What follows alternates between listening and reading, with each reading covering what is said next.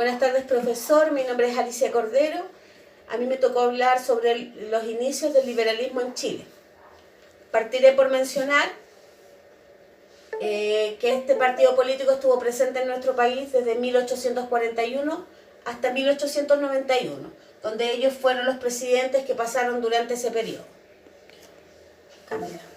Desde los albores de la República se formaron dos ideas políticas centrales en nuestro país. Una de ellas eran los pelucones, que era el Partido Conservador.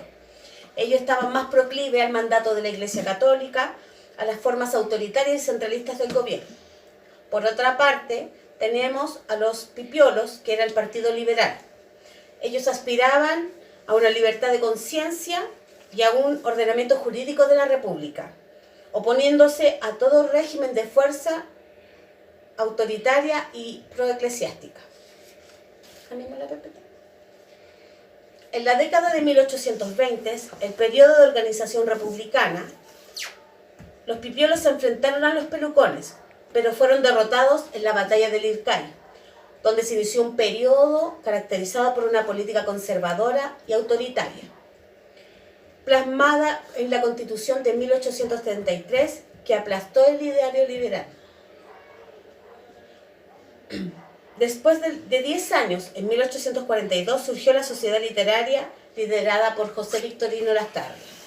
En 1849 se formó el Club de la Reforma, inspirada en el propósito de poder poner fin a la omnipotencia presidencial y afianzar un régimen republicano y democrático. Al año siguiente se forma la Sociedad de la Igualdad, donde lo hicieron los más radicales como Santiago Arcos y Francisco Bilbao, junto a dirigentes de los artesanos, los cuales también participaron del motín del 20 de abril. Este motín es conocido como el motín de Urriola, encabezado por el coronel Pedro Urriola, quien, apoyado por el batallón de Valdivia y acompañado de los cabecillas de la Sociedad de la Igualdad, como por ejemplo José Miguel Carreras Fontecilla, Benjamín Vicuña Maquena, Francisco Bilbao y Manuel Recabarren, entre otros, intentaron apoderarse del cuartel de artillería que estaba a los pies del Cerro Santa Lucía. En 1856 tenemos la cuestión del sacristán. Este fue un suceso histórico ocurrido en Chile. Fue una cosa disciplinaria de la Iglesia Católica, pero por diversos hechos subsecuentes terminaron provocando una gran división en el Partido Conservador entre nacionales y doctrinarios. Los doctrinarios construyeron junto con los liberales una oposición al autoritario gobierno de Manuel Montt y formaron la fusión liberal-conservadora.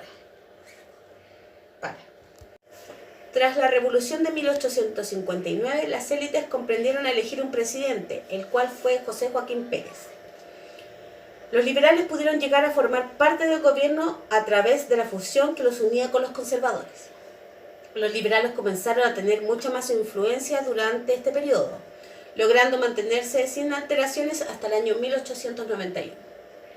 Durante este gobierno se lograron avances importantes en la democratización, en variados ámbitos, lo que se tradujo en una serie de reformas constitucionales, como la de 1865, que estableció que la religión oficial en Chile era la religión católica, y se decretó la libertad de culto.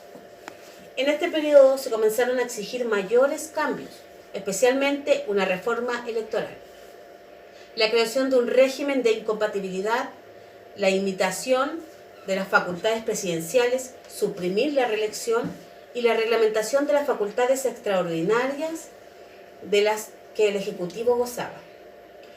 Los debates en torno a estos temas rindieron frutos cuando la nueva ley electoral de 1869 y la promulgación en agosto de 1871 de la reforma constitucional pusieron fin a la posibilidad de reelección inmediata del presidente de la República. En 1871 se inició el gobierno de Federico Errázuriz Zañartu, quien debió sortear un periodo de gran agitación social y política, que terminó con el triunfo de la causa liberal, aunque la tensión y la división fueron elementos latentes durante todo este periodo.